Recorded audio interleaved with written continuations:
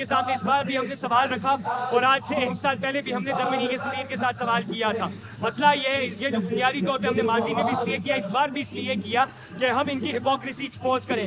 ہم ان ممالک کے سفیروں کو یہ بتائیں کہ ریاست پاکستان کے اندر اگر آپ آئیں گے، پاکستان کے طلبہ آپ کے سامنے سیسا پلائی ہوئی دیوار کی طرح کھڑے ہوں گے، پاکستان کے طلبہ آپ کو للکاریں گے. فلسطین کے ساتھی ہلہ بول، ہلہ بول، ہلہ بول. ہم کیا چاہتے ہیں؟ آزادی. ہم کیا چاہتے ہیں؟ آزادی. Free, free, Palestine. free, free, Palestine. free, free, free, Palestine. free, free, Palestine. free, free, free, free, Palestine. free, free, Palestine. free, free, Palestine. free, free, Palestine. free, free, Palestine. free, free, Palestine. free, free, Palestine. free, free. Palestine. لیں گے، آزادی. تنقید کی لیں گے، آزادی.